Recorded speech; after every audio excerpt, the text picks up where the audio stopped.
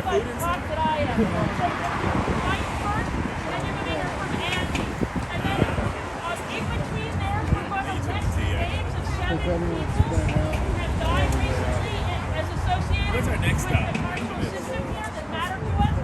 And I'd like everyone to mic check those names so we can actually really lift them up when we get to that point. Mike will tell you when it's time. All right, your turn.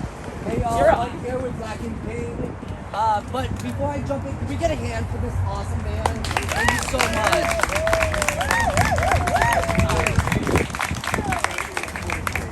So I'm with Black and Pink.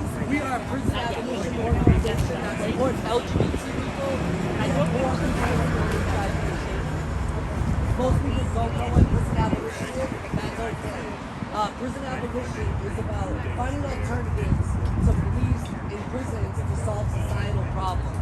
We rely way too much on them to fix our problems for us instead of doing the hard work ourselves of making sure that our people are housed, our people have treatment on demand for substance use, that there is healthcare access and trauma-informed care outside of prisons. And our work here at Black and Pink is so critical. We have a vast network of pen pals where we connect free world people with incarcerated LGBT people. For most, that is their only lifeline. We're fighting right now to decriminalize sex work, to fight to improve conditions of confinement for LGBT people, and these are so critical to making sure that our people are protected from police and protected from the prisons.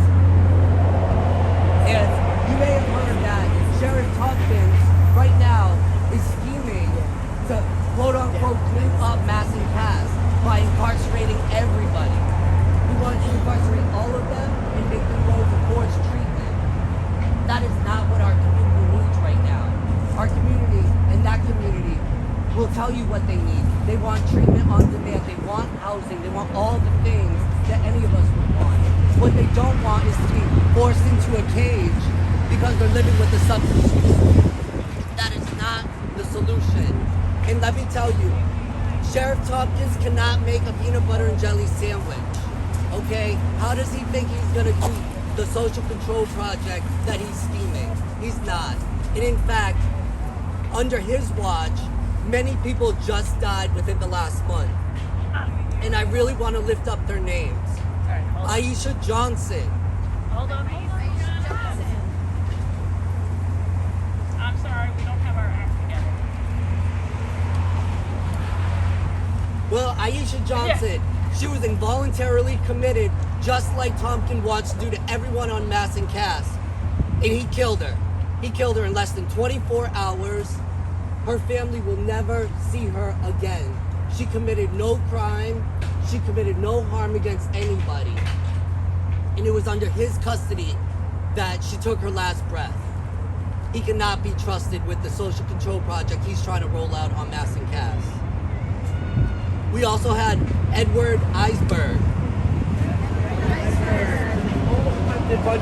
He died 1 hour after Aisha.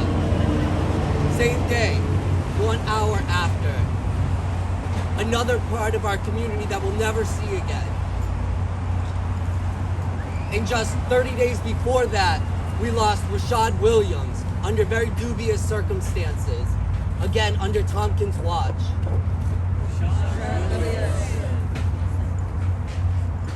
And a little before that, we also lost a 4th person under his custody, Carl Rubin.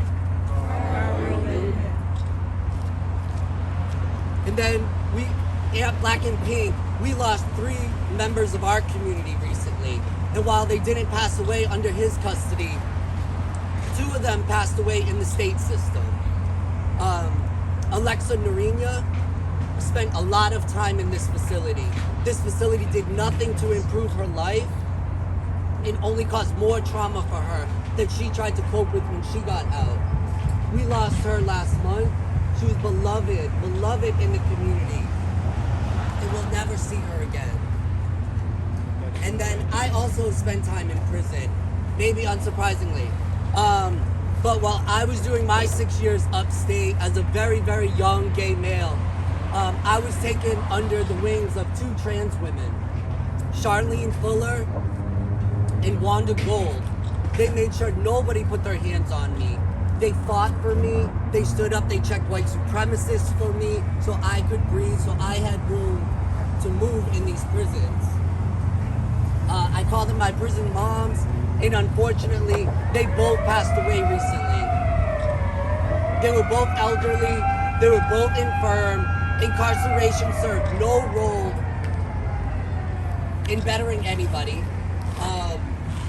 And unfortunately, they took their last breaths in the Department of Corrections, a place where nobody should have to take their last breaths. People should be able to die with dignity and respect. And that will always be denied behind these walls. Thank you, everybody.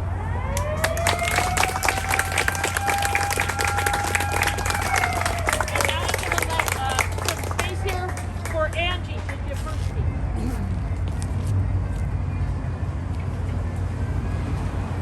Good afternoon, everybody. Hi, my name is Angelina Marie Resto. I'm a transgender woman.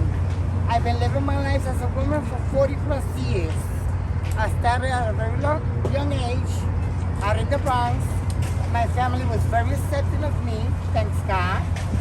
But while I did end up in prison doing almost 28 years of my life in and out of prison, I was raped, abused, sexually harassed by sergeants and SEALs in the penitentiary. I've been to the worst shows of my life. Finally, it took me 56 years to realize and to speak up of all the abuse that I went through. When the first movement came out, the two movement, I seen a woman on TV. So me and my lover, we were locked up in the same place. He's my #1 fan, Terrell Wine. And I went to his place in school and I said, babe, I have something to tell you. Every time I went to medical to get my electrolysis or my hormones, the CEO will always keep me in the last cell.